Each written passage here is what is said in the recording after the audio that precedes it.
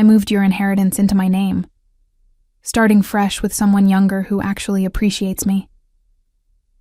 Greg's voice crackled through the phone from whatever beachside paradise he was calling from, followed by that smug laugh I'd grown to despise. "You really should have paid more attention to your accounts, sweetheart." The words hit me like ice water, but I didn't flinch. Instead, I sat quietly in my kitchen in Portland, Oregon, watching the rain streak down the window as my 22-year marriage crumbled in real time.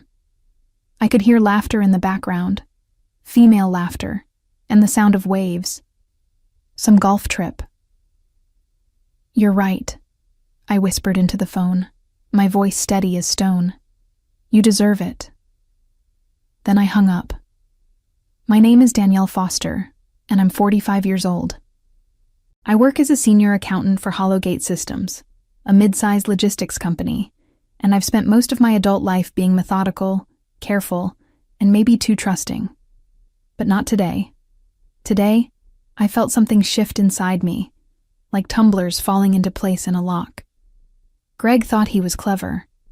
He thought that after 2 decades of marriage, he could simply waltz away with the inheritance I'd received from my Uncle Theodore 18 months ago. What he didn't know was that I'd learned to be very, very careful with money, especially after watching him blow through his own savings on his midlife crisis toys. The motorcycle, the expensive golf clubs, the designer clothes he claimed were networking investments. I poured myself a glass of wine and sat back down at my kitchen table, where my laptop was still open to the banking portal I'd been checking when he called. The inheritance, $600,000 plus the family cabin in the mountains, had been my security blanket, my escape plan that I'd hoped I'd never need to use. But Greg's timing was spectacularly poor. What he didn't realize was that Uncle Theodore had been more than just wealthy. He'd been paranoid about money, having lost his first fortune to a scheming business partner decades ago. When he'd left everything to me, he'd also left detailed instructions about protecting inherited wealth from predators and opportunists. I'd followed those instructions to the letter. The phone rang again. I glanced at the caller ID and saw Greg's number, but I didn't answer. Let him stew. Let him wonder why I'd been so calm, so accepting of his betrayal. He was about to learn that sometimes the quietest person in the room is the most dangerous. Outside, the rain kept falling, and I allowed myself a small smile. Greg had just made the biggest mistake of his life, and he didn't even know it yet. Growing up, I'd always been the responsible one. While my friends were out partying, I was studying accounting, planning for a stable future. I met Greg during my senior year of college. He was charming, ambitious, and talked about building an empire together. Back then, I believed him. For 22 years, I'd managed our household finances while Greg chased one get-rich-quick scheme after another. His construction company that folded after 6 months, the restaurant investment that turned into a tax nightmare, the cryptocurrency venture that cost us our vacation fund. Each time, I'd quietly cleaned up the mess, rebuilt our savings, and never said a word about his failures. Greg saw my silence as weakness. I saw it as strategy. When Uncle Theodore passed away last year, I'd grieved not just for the loss of the only family member who truly understood me, but for the end of our Sunday afternoon conversations about money, legacy, and the importance of protecting what you've earned. Theodore had built his wealth twice, once in his 30s, only to lose it all to a business partner's betrayal, and again in his 50s with the hard-won wisdom of experience. "Danielle," he'd told me during one of our last visits, his weathered hands wrapped around a cup of coffee, "trust is earned daily, but lost in an instant. Protect yourself, even from the people you love most." I'd nodded politely then, thinking he was being overly cautious. Now I understood he'd been giving me a roadmap. After receiving the inheritance, I'd spent weeks meeting with Theodore's financial advisor, a sharp woman named Patricia Wells, who specialized in inheritance protection. Together, we'd structured everything through Gravora Group Private Banking, a firm that catered to clients who valued discretion and security above all else. The accounts weren't just protected by passwords. They were wrapped in layers of fraud detection, legal safeguards, and authorization protocols that required multiple forms of verification for any significant transactions. Greg's name appeared nowhere on any of the documents. In fact, the only way he could have access to anything was if I'd voluntarily added him as a beneficiary and provided him with the specific authorization codes, which of course I hadn't.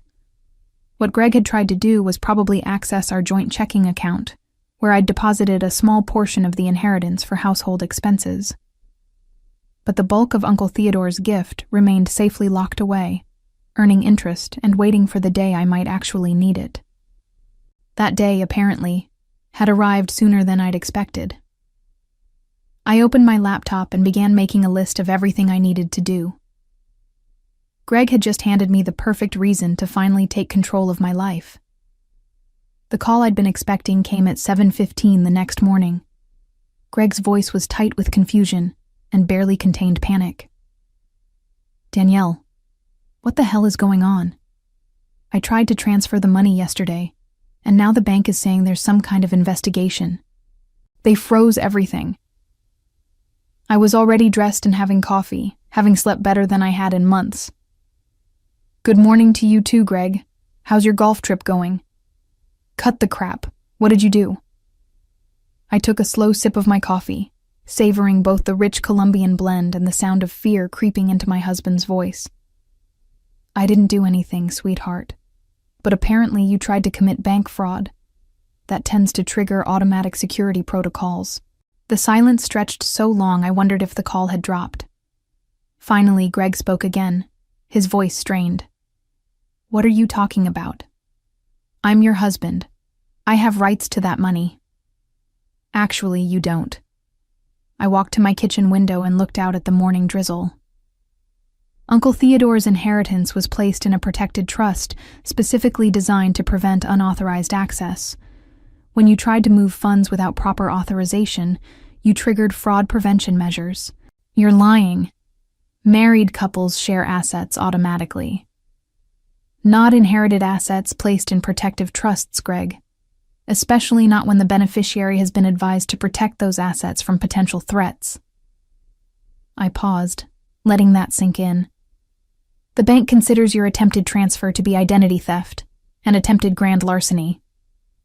I could hear him breathing hard through the phone. In the background, I caught the sound of that same female laughter from yesterday. My replacement was apparently still enjoying her vacation, blissfully unaware that her sugar daddy had just become a liability. "Danielle, you need to fix this. Call the bank and tell them you authorize the transfer." "Why would I do that?" "Because we're married. Because you love me. Because you called me yesterday to announce you were leaving me for someone younger," I finished quietly. "Because you've been lying to me about this golf trip? Because you thought you could steal my inheritance and run off into the sunset?" Another long silence. When Greg spoke again, his voice had lost all its bluster. "I can explain everything." "I'm sure you can, but I'm not interested in hearing it." I set down my coffee cup and reached for the manila folder I'd prepared the night before. "I'm filing for divorce today, Greg. My lawyer will be in touch." "You can't do this. That money belongs to both of us." "No," I said calmly. "It really doesn't. And thanks to your little stunt yesterday, you've just made my divorce attorney's job incredibly easy." I hung up and turned off my phone. Today was going to be a very busy day, and I had a lot of people to call. But first, I was going to enjoy another cup of coffee and watch the rain. For the first time in years, the weather matched my mood perfectly, clear and refreshing.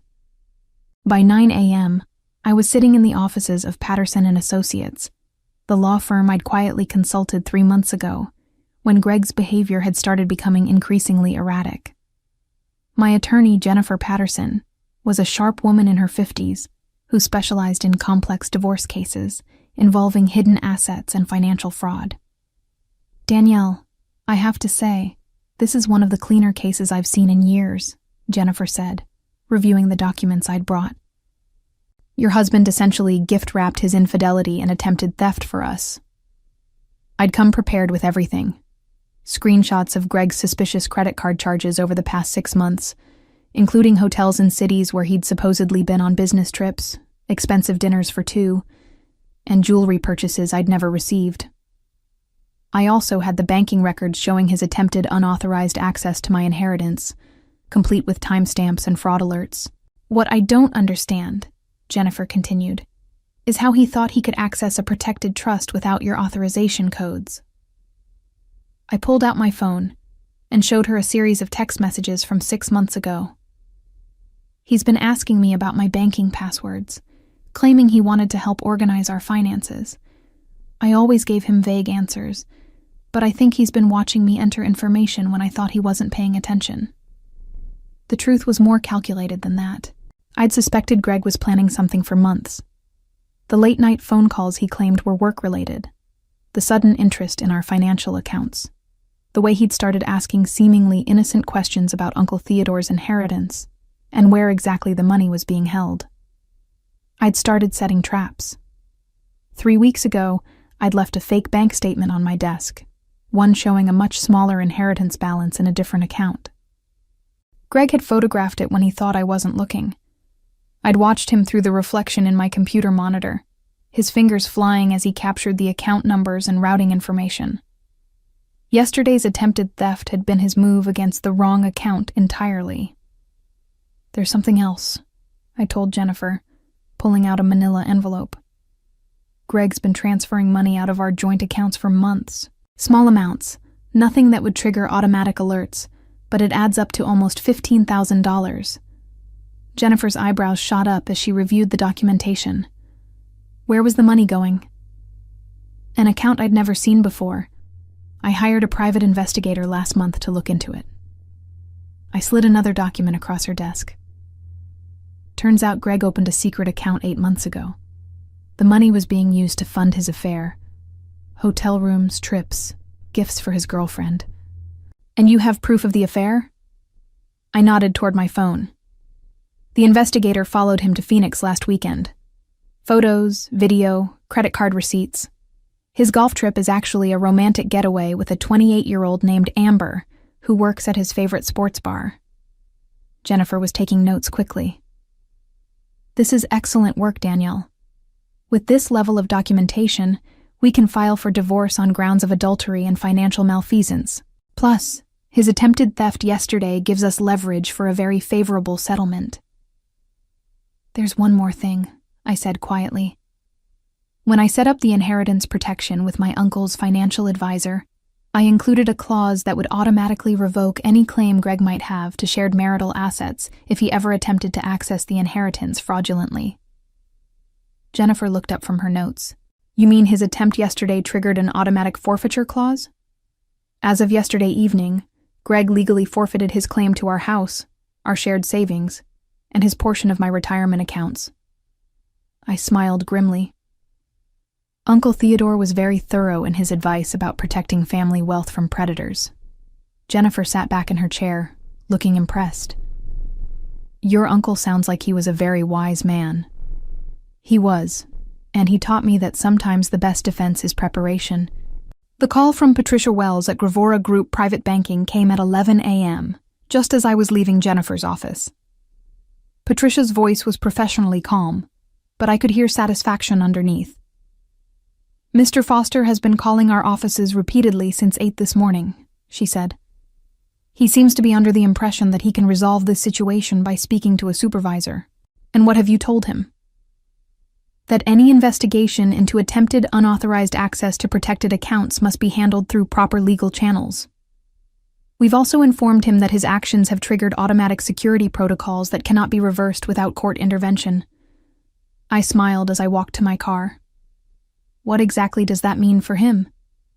Well, the attempted transfer has been reported to federal banking authorities as suspicious activity. Additionally, his social security number has been flagged in our system as a potential threat to account security. Any future attempts to access accounts linked to the trust will result in immediate law enforcement notification. This was even better than I'd hoped. Uncle Theodore's paranoid security measures were turning out to be a gift that kept giving. "There's something else," Patricia continued. "When we were reviewing the incident, we discovered that Mr. Foster had been making inquiries about your accounts for several months. He called our offices in February, claiming to be your financial advisor and requesting account information." My hands tightened on the steering wheel. "He did what?" "Our staff followed protocol and refused to provide any information. But we have records of multiple calls and one in-person visit where he attempted to present himself as your representative. At the time, we simply logged it as suspicious activity, but given yesterday's events, it establishes a clear pattern of premeditation." I pulled into a parking space and sat in my car, processing this information. Greg hadn't just been planning to steal from me. He'd been actively scheming for months, trying to find ways to access money that wasn't his. "Patricia, I need you to document everything. My attorney will want copies of all communication logs, security reports, and any evidence of his attempts to access the accounts." "Already prepared," she said efficiently. "I'll have everything couriered to your lawyer's office within the hour." After hanging up, I sat in my car for several minutes, watching office workers hurry through the drizzle. 22 years of marriage, and I was discovering that my husband was essentially a stranger. The Greg I'd fallen in love with in college would never have attempted something so calculating and cruel. Or maybe he would have, and I'd just been too trusting to see it. My phone buzzed with a text message from an unknown number. "This is Amber. Greg told me what you did to him. You're a vindictive bitch who doesn't deserve a man like him. He's never been happier than he is with me." I stared at the message for a moment, then typed back, "Tell Greg that when he gets arrested for bank fraud, he'll have plenty of time to think about how happy you make him." The response came immediately. "What arrest?" I didn't reply. Instead, I forwarded the text to Jennifer with a note. Evidence of ongoing affair and contact information for the other woman. Then I drove to my office at Hollowgate Systems. I had work to do, and maintaining my normal routine would be important in the days ahead. My colleagues didn't need to know that my personal life was imploding, at least not yet. But as I walked into the building, I felt lighter than I had in months. Greg had been planning his escape for months, thinking he was orchestrating the perfect betrayal. What he didn't realize was that he'd walked straight into a trap that Uncle Theodore had designed specifically for men exactly like him. The knock on my office door at Hollowgate Systems came just before lunch. My supervisor, David Walsh, poked his head in with a concerned expression. "Danielle, there are 2 people here to see you. They say they're from federal banking enforcement." My heart skipped, but I kept my voice steady. "Send them in, please." 2 agents entered my office. A woman in her 40s with kind eyes and a younger man who looked like he'd stepped out of a recruiting poster. They showed their credentials and introduced themselves as Agent Martinez and Agent Thompson. "Mrs. Foster, we're investigating suspicious banking activity related to your inheritance accounts," Agent Martinez said, settling into the chair across from my desk. "We understand your husband attempted to access protected funds without authorization." "That's correct." I closed my laptop and gave them my full attention. "He called me yesterday from what he claimed was a golf trip to inform me he'd moved my inheritance into his name. When I told him I didn't believe that was possible, he became agitated." Agent Thompson was taking notes. "Were you aware of any prior attempts by your husband to access these accounts?" "Not until this morning when my banking representative informed me there had been previous inquiries. Apparently he'd been calling the bank for months, claiming to be my financial advisor." I paused, choosing my words carefully. "I should mention that I'm filing for divorce. My attorney has documentation of financial irregularities in our joint accounts as well." The agents exchanged glances. Agent Martinez leaned forward. "Mrs. Foster, we need you to understand that what your husband attempted wasn't just a civil matter between spouses. Attempting to access federally protected inheritance trusts through fraudulent means is a serious crime." "How serious?"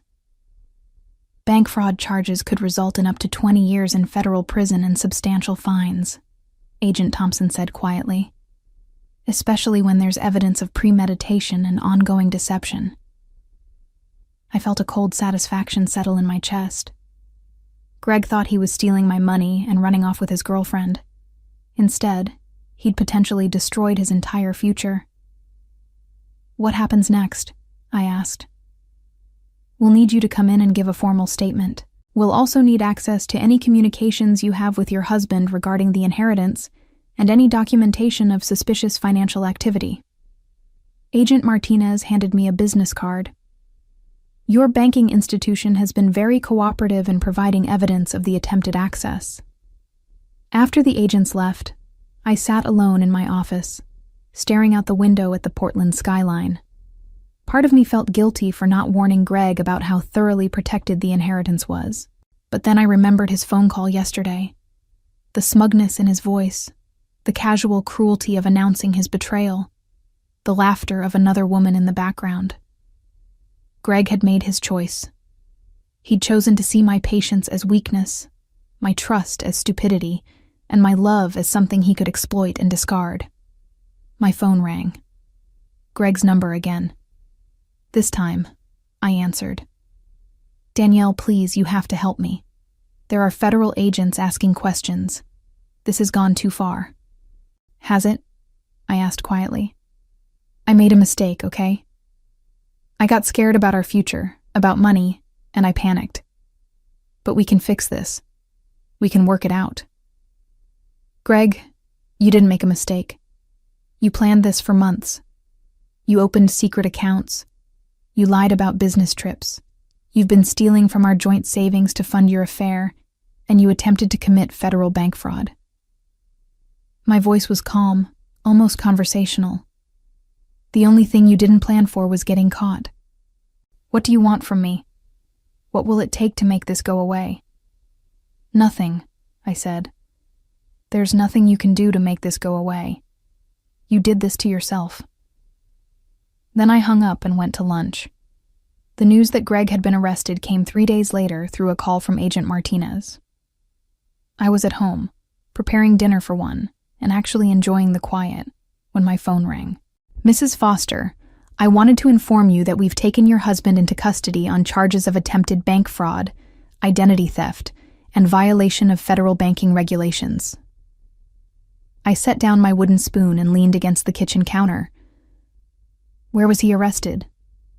"Phoenix. He was attempting to board a flight to Costa Rica with his companion when airport security detained him." Agent Martinez's voice carried a note of satisfaction. "Apparently, fleeing the country while under federal investigation isn't advisable." After hanging up, I poured myself a glass of wine and called Jennifer Patterson with the update. She was delighted with the news, explaining that Greg's arrest would expedite our divorce proceedings significantly. "A spouse in federal custody for financial crimes pretty much eliminates any claim he might have had to marital assets," she said. "Plus, his attempted flight from the country suggests consciousness of guilt." That evening, I received a series of increasingly frantic voicemails from Amber, Greg's girlfriend. The first was angry, accusing me of destroying a good man out of spite. By the third message, her tone had shifted to pleading, asking if there was anything I could do to help Greg. I deleted them all without responding. The next morning, my doorbell rang. A courier delivered a thick envelope containing documents from Gravora Group Private Banking. Patricia Wells had included a handwritten note. "All security protocols have been reset. Your inheritance remains fully protected and has continued earning interest throughout this ordeal. Your uncle would be proud." I smiled, thinking about Uncle Theodore's warnings about predators and opportunists. He'd been absolutely right, and his preparations had saved me from losing everything to a man who'd never deserved my trust in the first place. 6 weeks later, I stood in the courthouse as Judge Morrison finalized my divorce decree. Greg appeared via video link from federal detention, looking haggard and defeated. His public defender had advised him to agree to all terms, rather than fight a battle he couldn't win.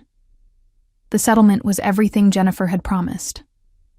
I kept the house, my retirement accounts, the inheritance, and my car.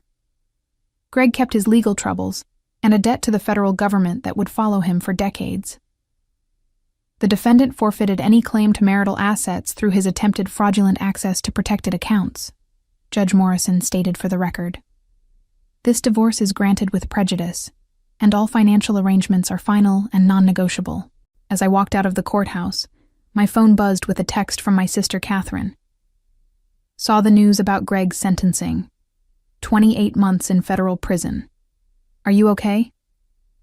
I texted back, never been better. That afternoon, I met with Patricia Wells to discuss investment strategies for my newfound financial freedom. The inheritance, combined with my half of our previous shared assets, gave me enough security to consider early retirement, or perhaps starting my own accounting practice. Your uncle included a letter to be given to you after any legal proceedings involving the inheritance were resolved, Patricia said, handing me a sealed envelope. Inside, Uncle Theodore's familiar handwriting offered his final advice. Danielle, if you're reading this, it means someone tried to take what wasn't theirs. I hope my preparation served you well. Remember that the greatest wealth is peace of mind, and you've earned yours. Build something beautiful with what remains. I folded the letter carefully and put it in my purse. Uncle Theodore had given me more than money. He'd given me the tools to recognize my own worth and the strength to protect it. The future stretched ahead, full of possibilities that were entirely mine to choose. As I drove home that evening, I reflected on the strange journey that had brought me here, from trusting wife to empowered woman in just a few short months. Greg's betrayal had been devastating, but it had also been liberating, forcing me to discover a strength I never knew I possessed.